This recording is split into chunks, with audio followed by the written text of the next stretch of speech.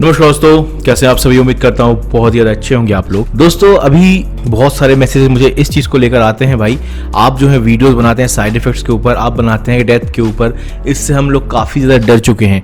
Hair transplant हमको कराना है, डिसीजन भी ले चुके थे, पर हम डर चुके हैं कि भाई हेयर ट्रांसप्लांट कराएं या ना कराएं। आप कराओ या ना कराओ, इसका डिसीजन आपका खुद का होना चाहिए, पहली चीज़ तो।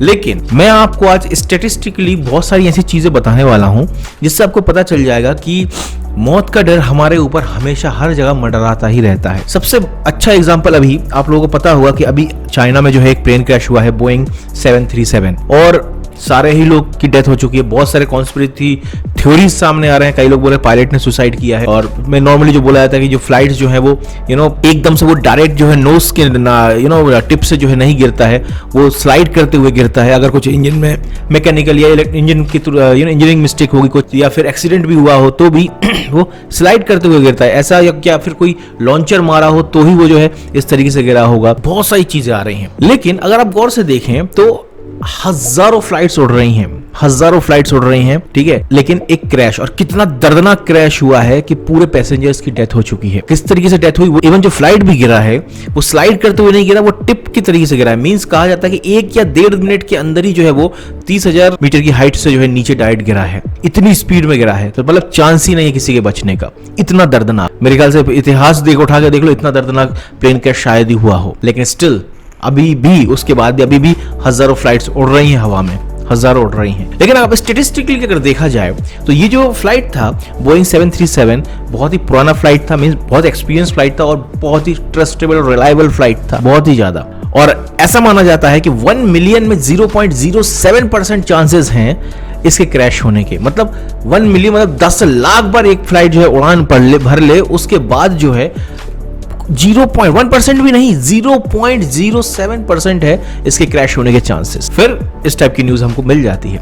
तो दोस्तों ये नेगेटिव न्यूज तो आती ही रहेंगी, इतना कुछ चल रहा है जीवन में, तो ये सब चीजें तो आती ही रहेंगी। ये मैसेज न्यूज तो आती ही रहेंगी। आप स्टेटिस्टिक उठा के देखो, कितने सारे लोग रोड क्रॉस करते हुए डेथ हो रहे हैं। आप पाओगे कि बहुत बड़ी मात्रा में जो रोड क्रॉस करते हुए डेथ हो जा रही है। आप स्टेटिस्टिक उठाकर देख लो, कितने सारे लोग जो है सिर्फ एसिडिटी के कारण अटैक आ गया या कुछ जो है प्रॉब्लम आ गई उनको, बहुत बड़ा मात्रा आपको मिलेगा। आप स्टेटिस्टिक उठाकर देख लो, कितने सारे लोग आपसी मुठभेड़ में छोटी छोटी बातों में जो है एक दूसरे का जो है मर्डर कर देते हैं। बहुत बड़ा मात्रा मिलेगा डेथ होने का। यहाँ पर पूरा आंकड़ा दोस्तों जो है आपको जो हेयर ट्रांसप्लांटेशन फील्ड में जो डेथ मिल रहा है, इसका रीजन ये है कि आपने एक सर्जिकल प्रोसीजर को बिल्कुल नॉर्मलाइज करके रखा हुआ है, क्योंकि बहुत ज्यादा वीडियोस बन रहे हैं, बहुत ज्यादा इन्फॉर्मेशन इसके ऊपर ऑनलाइन अवेलेबल है, जिसके कारण आपके सबकॉन्शियस माइंड में ये फील हो जाता है इतने लोग जा रहे हैं भाई हम भी करा लेते हैं, क्या दिक्कत है। अच्छी बात है, लेकिन इसके पीछे जो एक सर्जिकल प्रोसेस है, आपको एक प्रॉपर प्रोसेस से गुजरना है, ये बैकग्राउंड में आपके नहीं है, ठीक है ना। और ये सारी चीज़ें जो आती हैं बीच में साइड इफेक्ट्स के ये हमको कहीं ना कहीं बताता है कि ये चीज़ों को ध्यान में रखो, ठीक है ना। क्लिनिक चूज करने से पहले अपने सेफ्टी के बारे में बात करो, ठीक है। वहीं दूसरी तरफ आप अगर हेयर ट्रांसप्लांटेशन का स्टेटिस्टिक उठा के देख लो, करीब करीब हेयर ट्रांसप्लांटेशन 15-20 सालों से जो है बहुत स्पीड में चल रहा है, हमारे इंडियन मार्केट में भी चल रहा है और बाहर भी।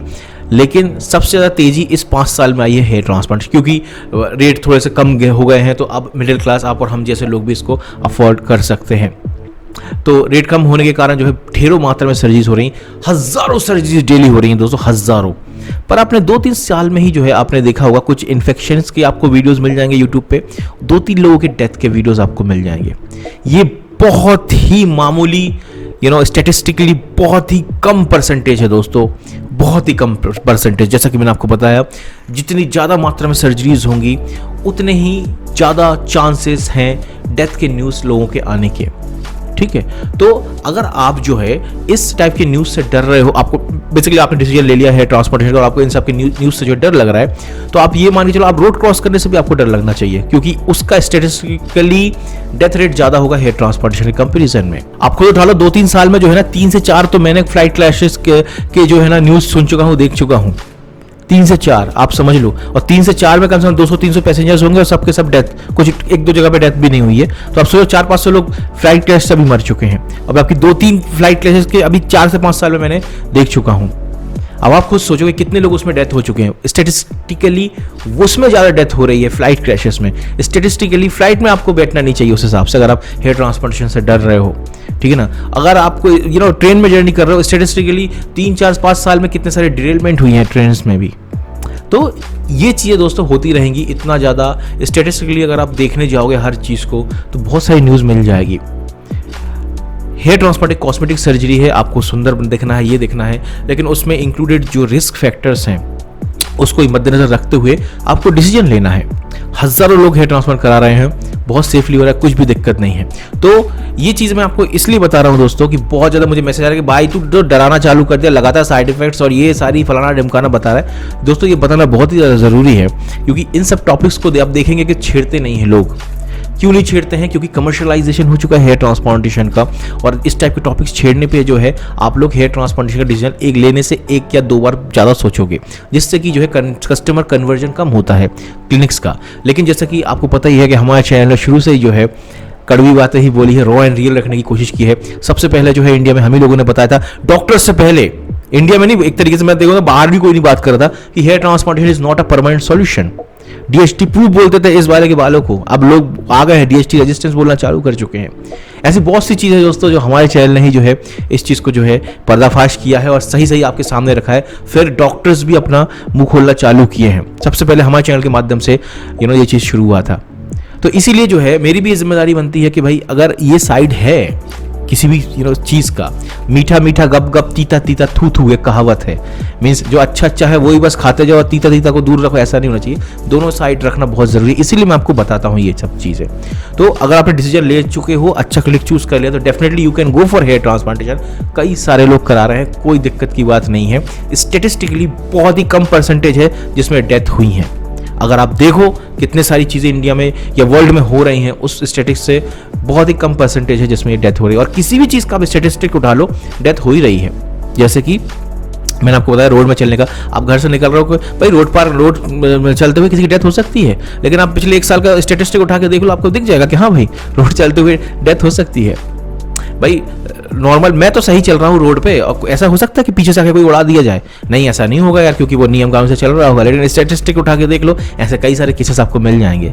तो ये स्टैटिस्टिक के ऊपर आता है, हज़ारों में कई सारे ऐसे अप्राकृतिक और इस टाइप की चीज़ें आपको मिल ही जाएंगे। तो इससे घबराना नहीं है, इनसे आपको लेसन लेना है, सीखना है और अपने आप को जीवन में आगे बढ़ना है। सिर्फ ये हेयर ट्रांसप्लांट की बात नहीं कर रहा हूँ, बाकी और भी चीज़ें आपको जीवन में मिलेंगी जहाँ पे आपको डर लगेगा, ये लगेगा। आप सिचुएशन को, प्रॉब्लम को एनालाइज कीजिए, ठीक है। स्टैटिस्टिकली जो आपको ग्राफ मिलता है उस हिसाब से आप डिसीजन लीजिए किसी भी चीज़ में जीवन में अपने।